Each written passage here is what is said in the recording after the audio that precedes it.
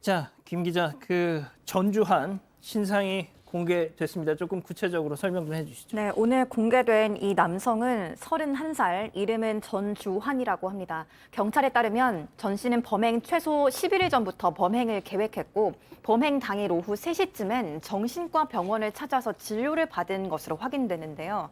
이건 심신미약 상태를 인정받아 형을 감경받으려는 그런 계획이 있었다고 추정해 볼 수 있는 부분입니다. 실제로 그는 경찰 조사에서 자신이 우울증을 앓고 있으며 우발적인 범죄라고 주장을 했다고 하고요. 이전에 택시기사 폭행 사건으로 입건된 전력이 있는 점도 추가로 드러났습니다.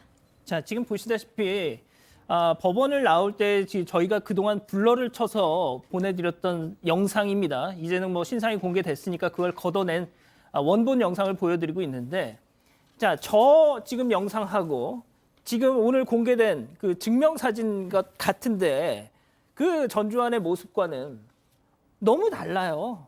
사실 지금 준비되었으면 지금 저 사진 올라왔는 걸 혹시나 나중에라도 이 저 방송하시는 중에 시청자 여러분께 좀 보여드렸으면 좋겠는데, 제가 봐도 같은 인적 동일성을 확인할 수 없는 거더라고요. 지금 저 얼굴과 저 얼굴이 같다? 누가 저 얼굴이 같다라고 감히 말할 수가 있겠습니까? 물론 뭐 앞에 있는 사진은 전명사진이니까 여러 가지 보정을 했으니까 저렇게 나오는데, 저 사진하고 저 사진은 사실 우리가 원하는 신상 공개라는 사진하고는 거리가 멀다고 생각합니다.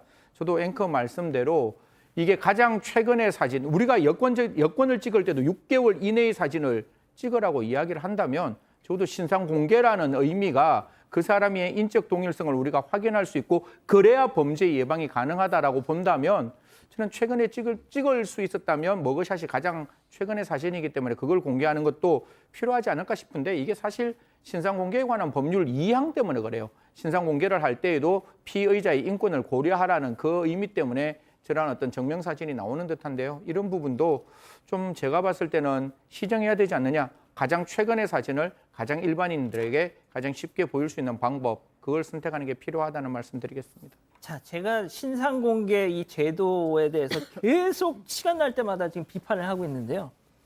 자, 백 변호사님, 네. 얘기 나온 김에 이 얘기 좀 하고 갈게요. 제가 지난 금요일 방송에서 시간이 문제지 이 전주환 무조건 신상 공개 네. 될 거라고 예상을 했어요. 예고를 했습니다. 왜? 대통령, 국무총리, 법무부 장관이 계속 얘기를 하고 있는데, 아니 신상 공개 심의위원회가 무슨 배짱으로 그걸 안 하겠어요? 예? 무조건 공개죠. 저도 그렇게 생각하고 있었는데요. 자, 그렇다면 도대체 이런 신상 공개 뭐 저 얼굴 하나 공개하는데 이게 이렇게 복잡하고 그러니까 일단은 진짜 뭐 그거 진짜 예. 답답해요, 진짜. 그러니까 피의자 인권이라는 것도 고려를 해야 되니까 신상 공개 여부를 심의하는 것까지는 저도 이해를 하는데, 제가 늘상 말씀드렸던 것처럼 언론의 주목을 받는 사건은 거의 공개. 근데 그거보다 더 극악무도한 사건 같은 경우 언론의 공개가 안 되면 비공개, 이런 경우가 굉장히 많이 있었으니까 일단 기준의 일관성이라는 게 좀 필요할 것 같고요. 좀 개인적으로 지금 조금 전에 우리 승 박사님 말씀하셨지만 같은 사람인지조차 의문이 드는 증명사진을 딱 공개한 게 과연 신상 공개의 의미가 있을까라는 생각이 들어요. 예. 머그샷이라고 있잖아요. 예. 그러니까 검거돼서 본인 사진 찍은 그 사진을 그냥 공개하는 게 저는 오히려 훨씬 나을 것 같은데, 사실 그 아까 조금 전에 말씀하셨던 것처럼 신상 공개하면서도 피의자 인권을 보호해야 된다라고 하면서 비슷하지도 않은 사진을 공개하는 게 무슨 의미가 있습니까? 예. 그러니까 인권도 중요하지만 뭐 국민들이 알 권리라는 측면, 이런 것들을 고려할 때는 여러 가지 시정될 필요가 있는 제도라 생각이 듭니다. 자, 진짜 제가 이 신상 공개 이 제도에 대해서 계속 비판하는 이유가, 자, 결별을 통보하자 자기 여자친구에게 흉기를 휘두르고 19층 아파트에서 떨어뜨려서 살해한 그자 그냥 지나갔어요. 저희가 방송에서 막 신상 공개 이자도 빨리 해달라 막 했는데, 주말에 벌어진 사건이었고 그 전에 무슨 스토킹 범죄 큰 게 있어가지고 이자는 그냥 넘어갔습니다. 신상 공개 심의위원회 제도라는 게 정말 이렇게 어처구니가 없어요. 예? 그저 여론이 부글부글하면 이 심의위원회 막 소집해가지고 공개하고 모른 척하고 그냥 지나가면 그냥 쉬 하고 지나가고. 아니 제가 이러니까 이거 하지 말자 그러는 겁니다. 자, 백 변호사님, 뭐가 됐든 본론으로 다시 돌아올게요. 자, 전주환에게 보복 살인 혐의를 적용했어요. 일단 입건은 그냥 살인죄였죠. 그런데 이제 조사 과정에서 여러 가지를 확인하면서 특정범죄 가중처벌 등에 관한 법률에 있는 보복살인 혐의로 혐의를 변경했습니다. 그러면 일단 최소 형량이 10년부터 시작입니다. 그러니까 일반 살인죄보다는 중하게 처벌될 가능성이 굉장히 많은 상황이고요.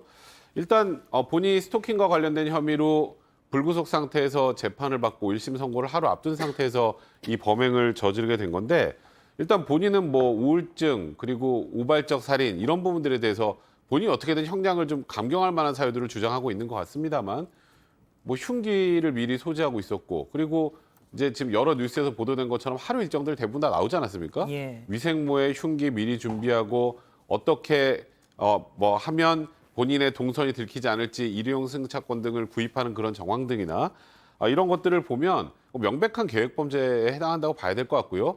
게다가 전주환 본인도 오래전부터 범행을 계획했다는 등의 진술을 했다고 합니다.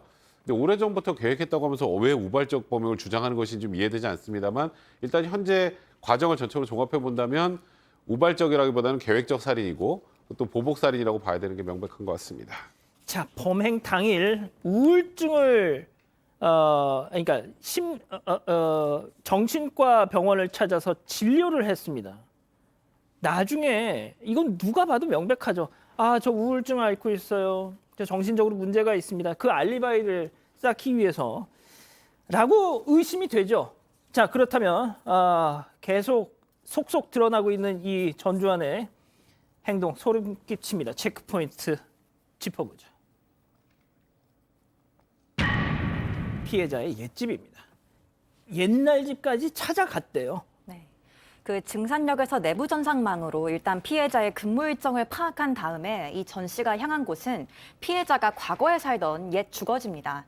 그런데 피해자는 이미 다른 곳으로 이사해 나타날 리는 없었는데 이를 몰랐는지 전 씨는 다른 여성을 또 피해자로 오인해 7분 정도 미행하기도 했습니다. 이후에 전 씨는 오후 6시쯤 이번엔 구산역 고객안전실로 가서 또 한 번 내부 전산망에 접속한 뒤 피해자의 정보를 검색하고는 또다시 또 주거지를 한 바퀴 돌았는데요. 그리고 나서 범행 2시간 전 저녁 7시쯤 구산역에서 일회용 승차권을 끊습니다. 그래서 피해자가 근무하는 신당역으로 이동을 합니다. 그렇게 신당역 화장실 앞에서 1시간 10분 정도를 기다리다가 피해자가 나타나자 그런 끔찍한 일을 저지른 겁니다. 그런데 범행 당일 말고도 그 이전에 전 씨는 피해자의 옛 주거지를 최소 2번 이상 찾았던 사실도 확인됐습니다.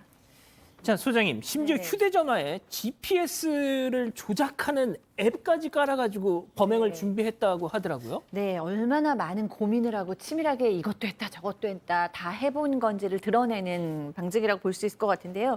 저는 이런 앱이 있는지를 몰랐어요. 그러니까 위치 정보, 시스템 정보를 조작할 수 있는 앱이 있다고 하니까 한마디로 내가 어디에 있었다라는 그 정보를 바꿀 수 있다는 건데요. 이거는 그럼 왜 깔았느냐? 나중에 범행 후에 위치 추적 등을 피하려는 목적으로 깔지 않았을까 하는 예측이 가능합니다. 예. 자, 저희가 정말 이 사건이 어떤 다른 비슷한 사건보다 더 안타까운 것이 미리 막을 수 있었다라는 후회가 계속 군데군데 나오고 있잖아요. 네, 이게 피해자가 지난해 10월과 올해 1월 전 씨를 불법 촬영물과 스토킹 범죄 혐의로 각각 고소했었다고 합니다. 첫 번째 고소했을 때는 경찰이 이튿날 바로 전 씨를 긴급 체포하고 구속영장도 신청했지만 법원에서 도주 우려가 없다며 영장을 기각했었다고 하고요. 두 번째 고소했을 때는 어쩐 일인지 경찰이 영장조차 신청하지 않았다고 합니다.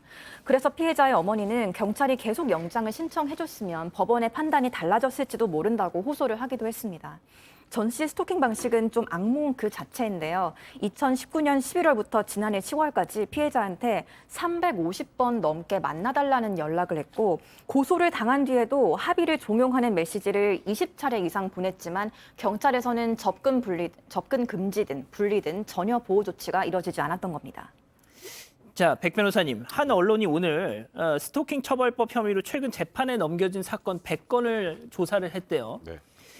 자, 53건, 절반 조금 넘는 53건 징역형 집행유예, 16건 벌금형, 6건, 딱 6건만 실형. 네. 자, 그럼 나머지 25건은 뭐냐?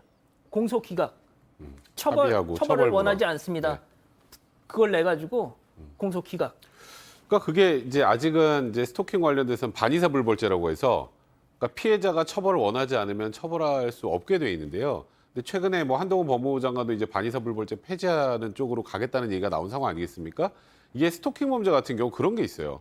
보복이 두렵거든요. 예. 그러면 처벌을 원하는데도 이 사람이 처벌당하고 나서 보복할까 봐 합의를 해주는 경우들도 굉장히 많습니다. 그래서 이 부분은 이제 반의사불벌죄가 빨리 사라져야 되는 것이 맞고, 그리고 저는 이 사건 보면 좀 제일 이상했던 게 이거예요. 그러니까 통상의 스토킹 범죄 조금 전에 말씀하셨던 것처럼 그렇게 중하게 처벌되는 게 그렇게 흔치는 않습니다. 물론 여기에 뭐 카메라 등 촬영죄 같은 게 좀 포함이 돼 있긴 합니다만 검찰이 9년을 구형했어요. 예. 그러니까 1년, 2년 구형했는데 영장이 기각됐으면 제가 이해가 됩니다. 예.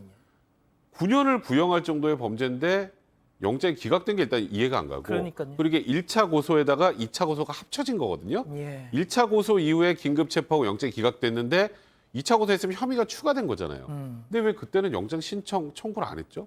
예. 그러니까 어찌 보면 피해자 어머니 입장에서는 지금 이 상황을 보면 이게 도무지 이해가 되실 리가 없습니다. 그래서 그러니까요. 이 과정이 저는 가장 안타깝고 답답합니다. 자, 승희 의원님 마지막으로요. 그러니까 제가 아까 그 최근 100건의 사례를 분석한 그걸 보면 여전히 사법당국에서는 여전히 사귀다 보면 그럴 수도 있는 것, 그 정서가 아직도 깔려 있다는 거예요, 지금. 아까 백 변호사님이 정말 말씀 잘 주셨는데 사실 제가 알기로는 스토커가 일어났다는 이유로 구속영장이 청구돼서 구속영장이 발부되는 거는 진짜 한 2, 3%, 3, 4% 미만일 거예요. 우리 법원이 가지고 있는 생각은 이런 겁니다. 이 사람 한번 구속하면 적어도 1심 판결까지 6개월 이상 구속을 해야 되니 법원의 입장에서는 그 구속의 허들을 굉장히 높이, 굉장히 엄격하게 판단을 하는 거죠.